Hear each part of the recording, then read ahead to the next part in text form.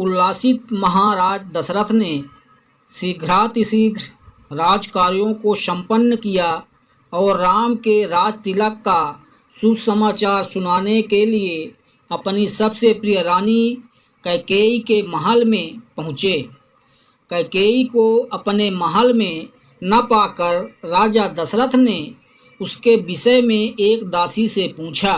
दासी से ज्ञात हुआ कि रुष्ट होकर महारानी कैकेयी कोप भवन में गई हैं।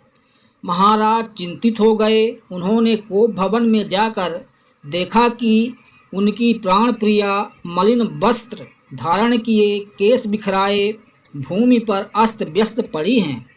उनकी इस अवस्था को देखकर आश्चर्यचकित राजा दशरथ ने कहा, प्राणेश्वरी, मुझसे ऐसा क्या अनिष्ट हुआ है कि क्रुद्ध होकर तुम कोप भवन में आई हो? यदि तुम किसी बात से दुखी हो तो मुझे बताओ, मैं तुम्हारे कष्ट का निवारण अवश्य करूँगा। महाराज के इस वचन मनुहार करने पर कैकेयी बोली, प्राणनाथ, मेरी एक अभिलाषा है, किंतु यदि आप उसे पूरी करने की शपथ पूर्वक प्रतिज्ञा करेंगे तभी मैं आपको अपनी अभिलाषा के विषय में बताऊंगी। महाराज दशरथ ने मुस्कुराते हुए कहा, केवल इतनी सी बात के लिए तुम कोप भवन में चली आई हो? मुझे बताओ तुम्हारी क्या इच्छा है, मैं तत्काल उसे पूरा करता हूँ। इस पर कैकेयी बोली, महाराज, पहले आप सौगंध लीजिए कि आप मेरी अभिलाषा अवश्य पूरी करेंगे। इस पर महाराजा दशरथ ने कहा, हे प्राण प्रिय, इस संसार में मुझे राम से अधिक प्रिय और कोई नहीं है। मैं राम की ही सौगंध लेकर वचन देता हूँ कि तुम्हारी जो भी मनोकामना होगी उसे मैं तत्काल पूरी करूँगा। महाराज सौगंध लेने से आश्वस्त हो जाने पर कैकेयी बोली, आपको स्मरण होगा कि देवासुर संग्राम के समय आपके मूर्छित हो जाने पर मैंने आपकी रक्षा की थी और प्रसन्न होकर आपने मुझे 2 वर देने की प्रतिज्ञा की थी। उन दोनों वरों को मैं आज मांगना चाहती हूँ। पहला वर तो मुझे यह दें कि आप राम के स्थान पर मेरे पुत्र भरत का राज तिलक करें, और दूसरा वर मैं यह मांगती हूँ कि राम को 14 वर्ष के लिए वनवास जाने की आज्ञा दें।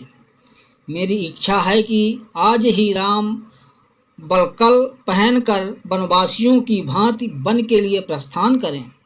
अब आप अपनी प्रतिज्ञा पूरी करें, क्योंकि आप सूरवंशी हैं और सूरवंश में अपनी प्रतिज्ञा का पालन प्राणों की बलि देकर भी किया जाता है। कैकेयी के इन वचनों को सुनकर राजा दशरथ का हृदय चूर चूर हो गया।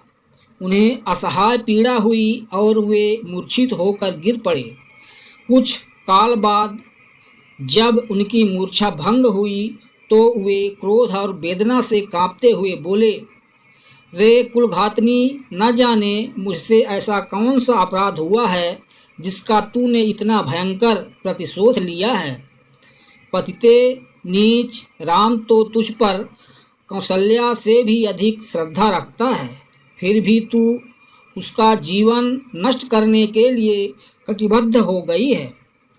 प्रजा को अत्यंत प्रिय राम को बिना किसी अपराध के मैं भला कैसे निर्वासित कर सकता हूँ? तू अच्छी तरह से जानती है कि मैं अपने प्राण त्याग सकता हूँ, किंतु राम का वियोग नहीं सह सकता। मैं तुझसे विनती करता हूँ कि राम के वनवास की बात के बदले तू कुछ और मांग ले। मैं तुझे विश्वास दिलाता हूँ कि मैं तेरी मांग अवश्य पूरी करूँगा। महाराज दशरथ के इन दीन वचनों को सुनकर कैकेयी तनिक भी द्रवित नहीं हुई। वह बोली, राजन, ऐसा कहकर आप अपने वचन से हट रहे हैं। यह आपको शोभा नहीं देता। आप सूरवंशी हैं, अपनी प्रतिज्ञा पूरी कीजिए। प्रतिज्ञा से हटकर स्वयं को और सूरवंश को कलंकित मत कीजिए। आपके द्वारा अपना वचन नहीं निभाए जाने पर मैं तत्काल आपके सम्मुख ही विष पीकर अपने प्राण त्याग दूंगी। यदि ऐसा हुआ तो आप प्रतिज्ञा भंग करने के साथ ही साथ स्त्री हत्या के भी दोषी हो जाएंगे। अतः उचित यही है कि आप अपनी प्रतिज्ञा पूरी करें। राजा दशरथ बारंबार मूर्छित होते रहे और मूर्छा समाप्त होने पर कातर भाव से कैकेयी को मनाने का प्रयत्न करते रहे। इस प्रकार पूरी रात बीत गई। अंबर में उषा की लालिमा फैलने लगी, जिसे देखकर कैकेयी ने उग्र रूप धारण कर लिया और कहा, राजन, आप व्यर्थ ही समय व्यतीत कर रहे हैं। उचित यही है कि आप तत्काल राम को वन जाने की आज्ञा दीजिए और भरत के राज तिलक की घोषणा करवाइए। सूर्योदय हो जाने पर गुरु वशिष्ठ मंत्रियों के साथ राजमहल के द्वार पर पहुँचे और महामंत्री सुमंत को महाराज के पास जाकर अपने आगमन की सूचना देने के लिए कहा। कैकेयी एवं दशरथ के संवाद से अनजान सुमंत ने महाराज के पास जाकर कहा, हे राजाधिराज, रात्रि का समापन हो गया है और गुरु वशिष्ठ का आगमन भी हो चुका है। अतएव आप शय्या त्याग कर गुरु वशिष्ठ के पास चलिए। सुमंत के इन वचनों को सुनकर महाराज दशरथ को पुनः असहाय वेदना का अनुभव हुआ तथा वे फिर से मूर्छित हो गए। उनके इस प्रकार मूर्छित होने पर कुटिल कैकेयी बोली, हे महामंत्री, अपने प्रिय पुत्र के राज्याभिषेक के उल्लास के कारण महाराज रात भर सो नहीं सके हैं। उन्हें अभी अभी ही निद्रा आई है।